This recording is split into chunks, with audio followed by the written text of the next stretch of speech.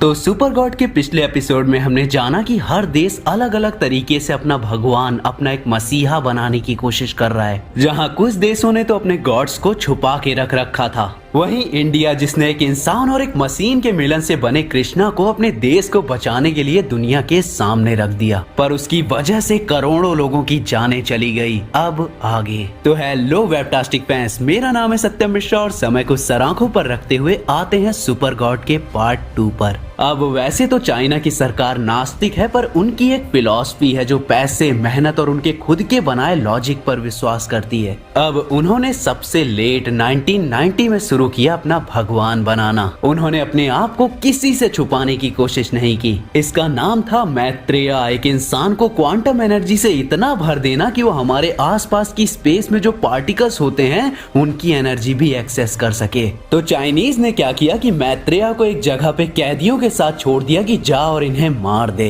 पर वो super God अलग ही था। वो गार्ड्स तक की बॉडीज को आपस में मिक्स करने लगा, बिना छुए वो सब कुछ कंट्रोल कर रहा था। फिर उसने सारे ऑफिसर्स और वैज्ञानिकों को आपस में मिक्स करके एक कैप्सूल जैसा शेप बनाया और उस कैप्सूल से उन लोगों के दिमाग को स्पेस में शूट कर दिया, जो स्पेस से मैत्रेया को सारी जानकारी देता था सैटेलाइट की तरह। तो किसी भी देश का सुपर गॉड वैसे काम नहीं कर रहा था जैसा कि वो चाहते थे। पाकिस्तान खत्म हो गया था, कृष्णा लोगों को मार के इंडिया को बचा रहा था और लोग कृष्णा से बदला लेना चाहते थे क्योंकि वो ये हवा में फैली न्यूक्लियर गंदगी का कुछ नहीं कर रहा था। और उधर ईरान का मलाक, वो सोच रहे थे कि ये भगवान से कनेक्ट होगा, पर वो किसी से कनेक्ट नहीं था। और तो और उसका जिंदा रहना भी इंसानी जिंदगी के लिए जहर जैसा था, पर वो कभी उस लैब को छोड़ना नहीं चाहता था। पर एक दिन वो उस जगह को छोड़कर कहीं चला गया। क्या उसे कृष्णा की भनक लग गई थी या जो हवा दूषित हो गई थी न्यूक से उसका पता चल गया था?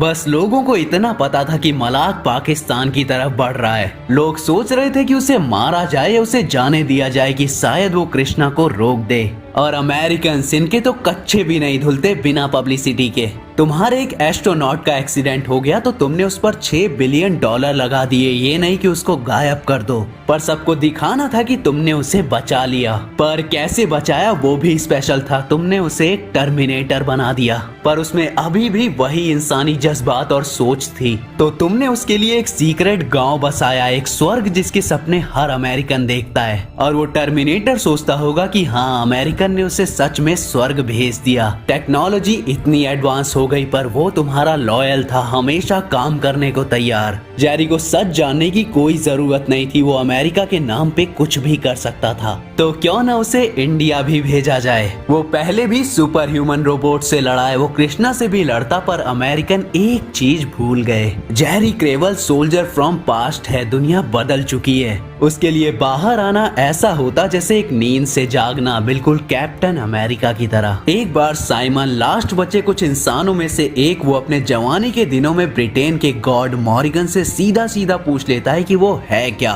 तो मॉर्गन पहली और आखिरी बार उसे बोलता है कि मैं तुम बंदरों द्वारा बनाया गया बंदर हूँ। तुम बंदर अपने आप को स्मार्ट समझते हो, पर बंदर की एक फितरत होती है, वो हमेशा कुछ स्पेशल ढूंढता रहता है अपने आप को खुशी देने को, चाहे वो नशा हो या फिर एक लकड़ी में भगवान ढूंढना। फिर तुम सारे ग्रुप बनाते हो और तुम्हारा ये विश्वास हर जगह फैलता जाता है, झूठ पर खड़ा हुआ ये विश्वास। और मैं भी तुम्हारे झूठों से बना हुआ एक विश्वास ही हूँ। पर जब इंडिया में सिचुएशन बिगड़ी तो अमेरिका एक और सुपर ह्यूमन प्रोजेक्ट चला रहा था इराक में, और वो भी आजाद हो गया। और ये अधूरा बना सुपर ह्यूमन अलग लेवल पे था। मैं आजाद हो गया, उन्होंने मुझे छोड़ दिया, मैं सब कुछ देख सकता हूँ, मैं समय को अपने चारों तरफ बहता हुआ देख सकता हूँ। मैं पागल नहीं हूँ, लेकिन मैं स्टेबल भी नहीं हूँ। मैं कई फ्यूचर देख सकता हूँ, ऐसे फ्यूचर जहाँ सुपर गॉड्स अपनी कॉलोनीज बना रहे हैं। मैं उस साइमन को फ्यूचर में मेरे बारे में बात करते देख सकता हूँ। मैं किसी सोसाइटी का पार्ट नहीं हूँ, मैं इस दुनिया का पार्ट नहीं हूँ। हाँ, और मैं तुम्हें भी देख सकता हूँ। तुम मेरी बात सुन रहे हो, तुम सोचते हो कि तुम्हारी दुनिया में कभी ऐसी तबाही नहीं आएगी,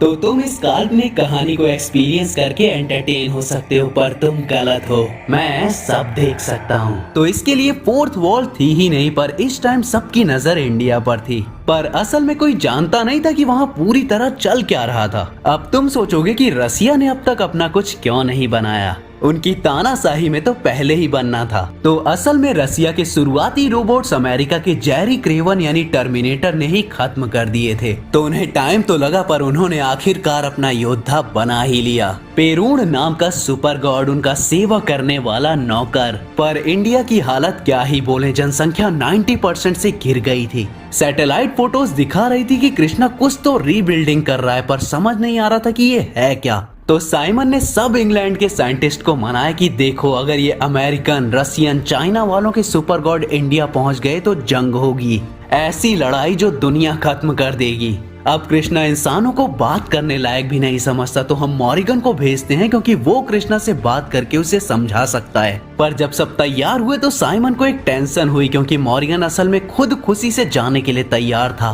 तो कुछ तो गड़बड़ की भनक थी उसे। तो गाइज अब अगले एपिसोड में जानेंगे कि ये सब सुपर गॉड्स जब आपस में मिलेंगे तो कौन सी प्रलय आएगी। तो शायद अगला एपिसोड आखिरी होगा, तो फॉलो करते रहना, कहीं कुछ छूट ना जाए। और हाँ, ऑफेंड मत होना, क्योंकि जैसे हम इंसानों को कृष्णा जैसा नाम देते हैं, यहाँ भी सेम ही है तो ये सारे के सारे इंसानों के बनाए हथियार ही, तभी तो इन्हें गॉड नहीं सुपर गॉड बोलते हैं। बाकी देखते हैं कि इस इंटरेस्टिंग कॉन्सेप्ट का अंत कितना बवाल होगा। बाकी अगर तुम्हें ये सीरीज अच्छी लग रही है तो कमेंट में सुपर गॉड लिख देना।